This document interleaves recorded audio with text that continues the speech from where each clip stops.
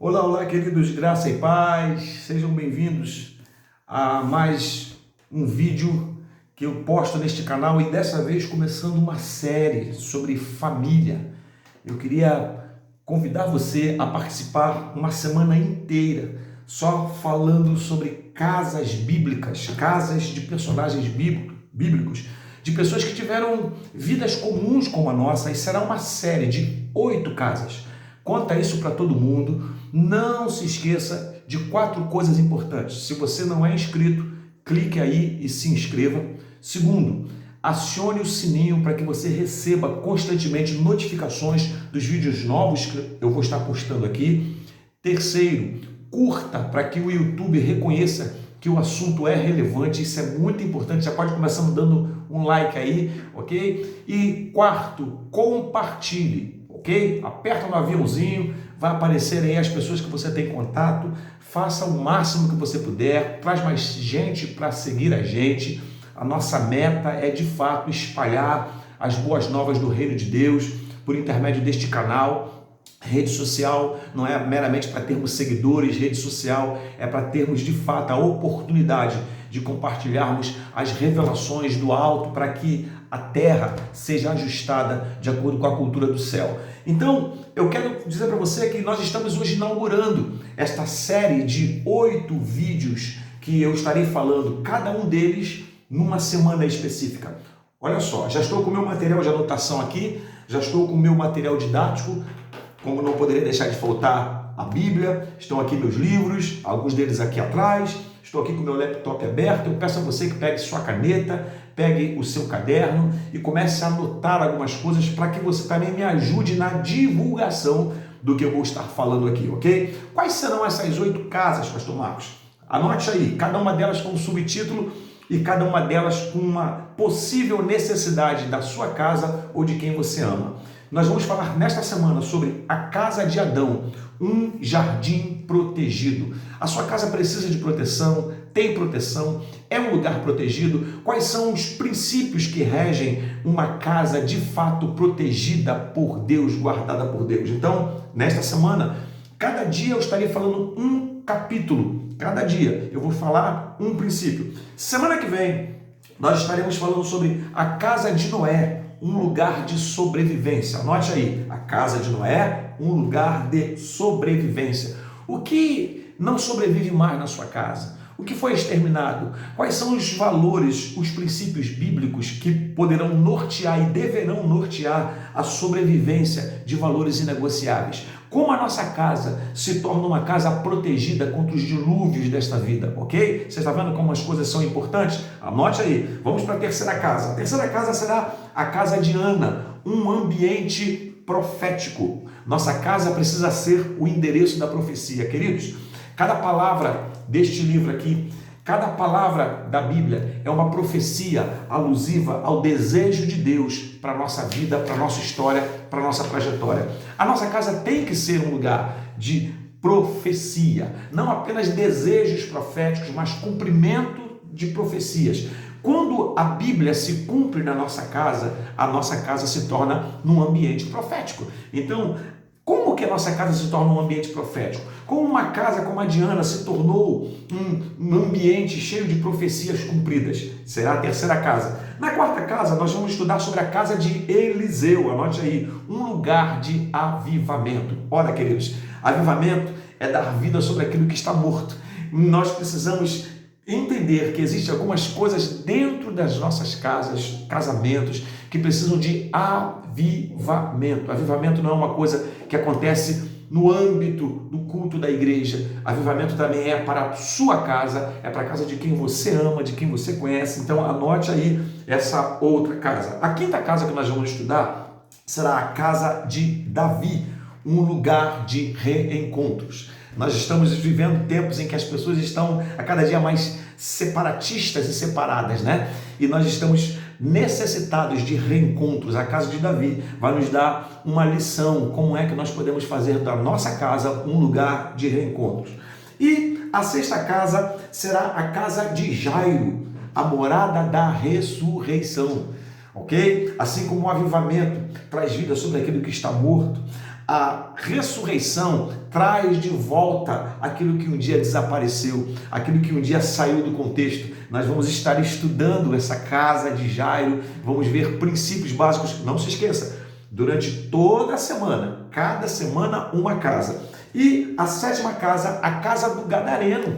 Um homem que não tem nome, apenas o título é Gadareno por causa do lugar onde ele vivia, a cidade de Gadara, mas ele tem algumas lições de libertação, não somente dele, mas para a sua própria casa você vai aprender. E eu te pergunto, sua casa está precisando de algumas libertações? Você conhece alguém que está necessitado de libertações dentro de casa? Vamos aprender isso na nossa 7ª semana. E a última casa, como não poderia deixar de ser, a casa de Jesus, um lugar de cura. Nós vamos estar estudando como é que a casa de Jesus é um lugar de cura, como é que a nossa casa pode tornar-se a casa de Jesus. Então, repito, cada dia fazendo lá um capítulo, e hoje eu vou estar começando a falar com vocês sobre a casa de Adão, um jardim protegido. Queridos, guarde um detalhe. Toda a nossa vida, ela só pode ser mudada, ela só pode ser transformada mediante a princípios obedecidos. Não existe um milagre na Bíblia que não seja antecedido por uma instrução. Você percebe que quando Deus cura Naamã, ele o instrui a fazer o quê? Mergulhar no rio 7 vezes. Quando Jesus transforma a água em vinho, ele dá instrução para que se enchessem as talhas de águas. Sempre vai existir uma instrução antecedendo o milagre. Deus é poderoso para fazer milagre na minha vida? Lógico que é. Deus é poderoso para trazer à minha casa milagres, profecias, avivamentos, proteções, reencontros, ressurreição, cura. Lógico que pode, mas não sem antes dar a você a instrução. Aí você me pergunta, mas pastor Marcos, que instruções são essas? Exatamente o que eu estarei fazendo durante 2 meses com vocês, ok? Durante junho e julho nós estaremos trabalhando isso e começando já nesta semana, conforme havia prometido anteriormente, e eu estarei falando sobre princípios. Hoje, o primeiro capítulo da casa de Adão, um jardim protegido. Mas não se esqueça, pegue aí o seu caderno, pegue aí a sua caneta. Eu recomendo que você não pegue um papel, eu recomendo que você pegue um caderno, porque papel se perde com facilidade.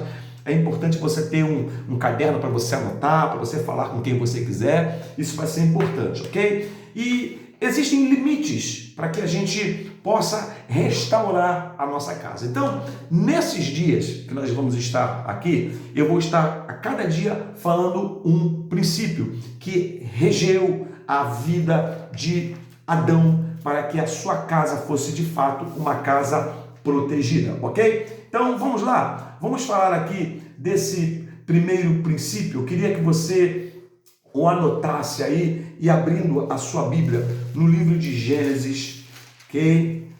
O livro de Gênesis, eu quero que você esteja trabalhando comigo esse primeiro princípio para que a nossa casa se torne uma casa de fato protegida, ok? Gênesis, no capítulo de número 1, versículo de número 26, diz assim: Também disse Deus, façamos um homem à nossa imagem, conforme a nossa semelhança. Tenha ele domínio sobre os peixes do mar, sobre as aves do céu, sobre os animais domésticos, sobre toda a terra e sobre todos os répteis que rastejam pela terra. Versículo 27. Criou Deus, pois, o homem à sua imagem, a imagem de Deus o criou, homem e mulher os criou. Preste atenção, principalmente no versículo de número 27. A primeira coisa que Deus fez ao nos criar foi dar o primeiro princípio para tornar a nossa casa uma casa protegida, que é o assunto de hoje, que é o princípio da identidade.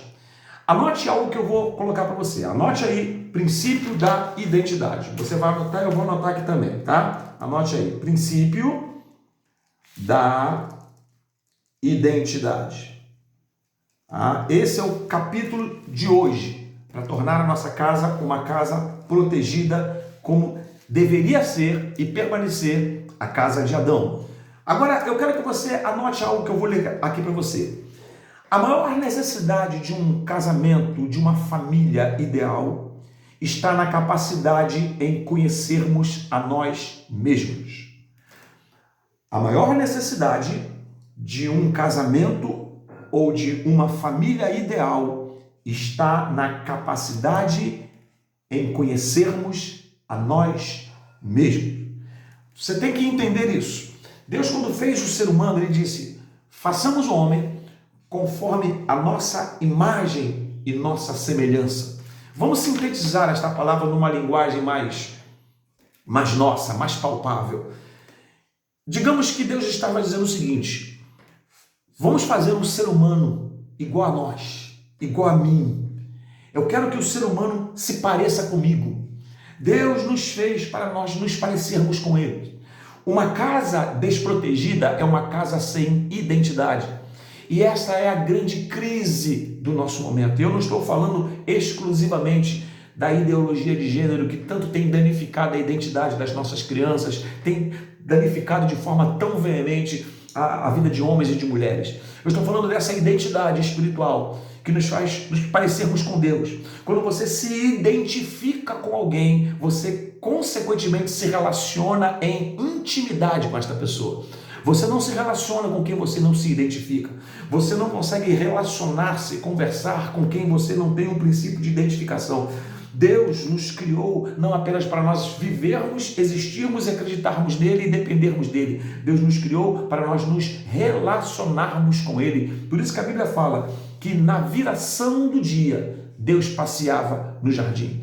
Só, queridos, que quando Adão peca, Adão perde a sua identidade em Deus. Foi necessário que uma restauração de identidade viesse a acontecer por meio de Cristo Jesus. Então surge-nos a seguinte pergunta: quem é você dentro da sua casa? Qual é a visão que você tem de família, de casamento? Qual é a identidade que está formada na sua cabeça? Sua casa começa a ser uma casa desprotegida quando ela não tem uma definição de identidade. Eu estava ministrando esses dias, falando sobre a vida de Ana, e eu vou falar sobre isso numa dessas semanas. Na terceira semana será a casa de Ana, eu vou entrar com mais detalhes. Mas ela, quando ora a Deus, ela diz assim: Senhor, se tu me deres um filho varão.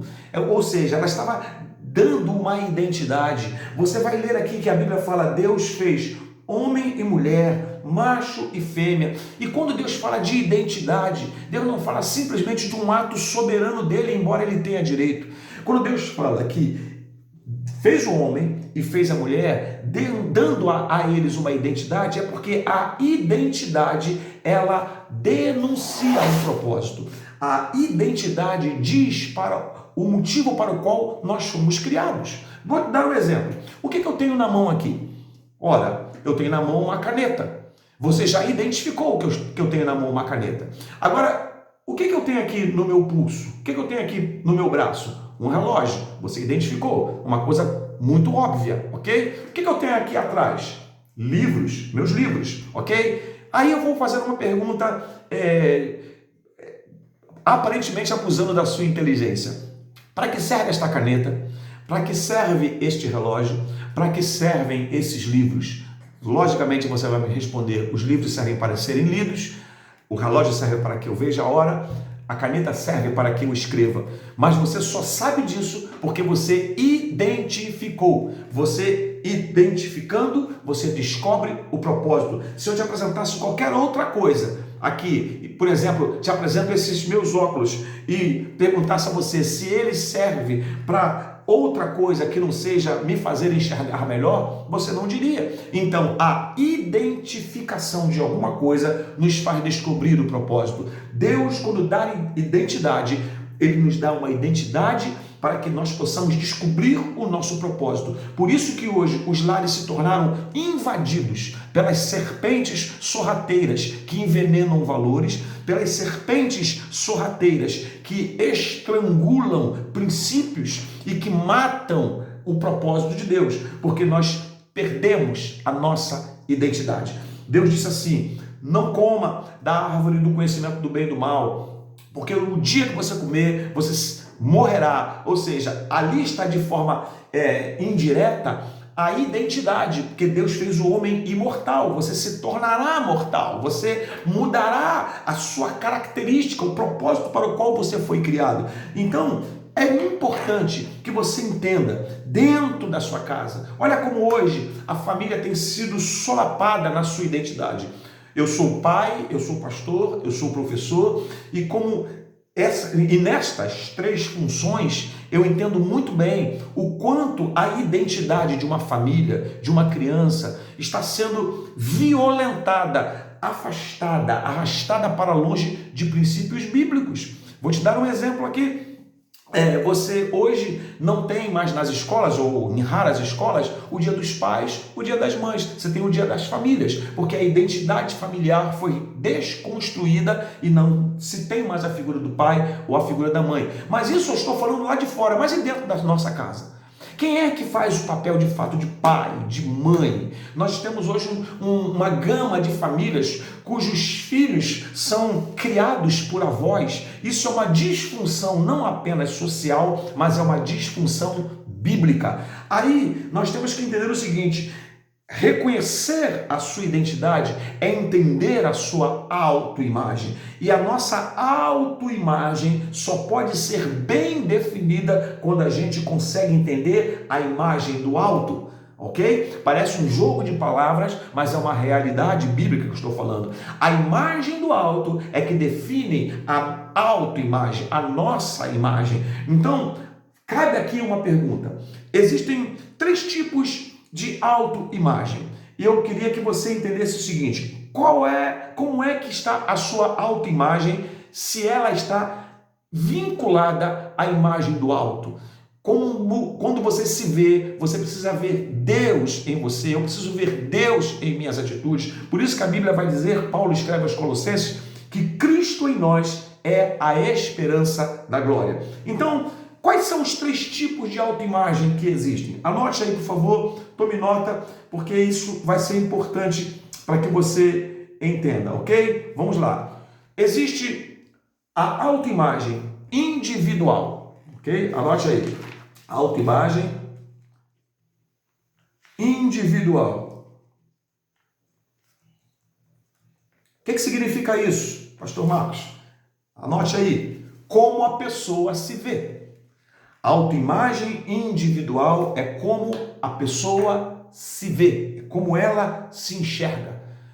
Talvez você seja uma pessoa que dentro da sua casa se automutile emocionalmente, se automutile, se autodeprecie por algumas circunstâncias que não deram certo, porque você passou a definir a sua vida pelas coisas que não deram certo. Você passou a definir a sua vida pelas coisas que dizem de você. Você passou a definir a sua vida não por aquilo que a Bíblia diz, mas por aquilo que a tua própria alma diz a teu próprio respeito. Então, a gente precisa entender que esta autoimagem é uma autoimagem que está desvinculada da imagem do alto, porque é a maneira como a pessoa se vê. Se você está vinculado à imagem do alto, você não vai se enxergar no prisma da sua própria humanidade, mas compreendendo o que Deus diz a seu respeito. Havia uma mulher hemorrágica, ela se sentia depreciada socialmente, espiritualmente falando, toca em Jesus, quebrando um princípio legal, veterotestamentário, mas Jesus olha para ela e diz: filha, a chama de filha, não a chama de intruja, não a chama de intrometida, de irreverente.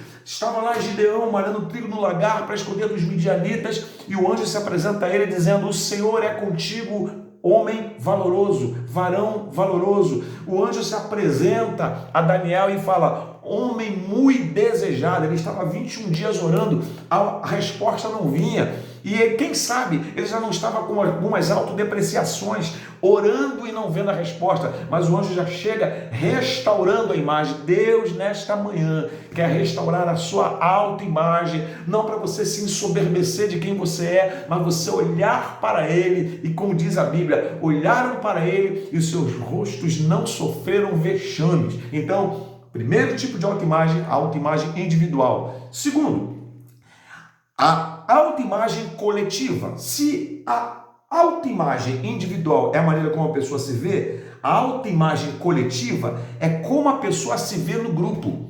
Como é que você se vê na sua família?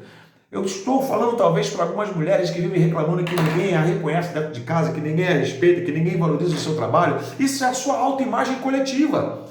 Você começa a se ver uma pessoa desrespeitada, começa a se ver uma pessoa que não tem valores que você acha que deveria ter, ou que você mesmo não se dá esse valor por causa da autoimagem individual. Então, a autoimagem coletiva é como a pessoa se vê no grupo, ok? Qual é a perspectiva? Você se ver no grupo a partir daquilo que falam de você ou a partir daquilo que a Bíblia fala de você. Não se esqueça que a autoimagem tem que estar vinculada à imagem do alto. Amém? Terceiro tipo de autoimagem é a autoimagem potencial. É como a pessoa se vê quanto ao futuro. Anote isso. Terceiro tipo, a autoimagem potencial. Como a pessoa se vê quanto ao futuro.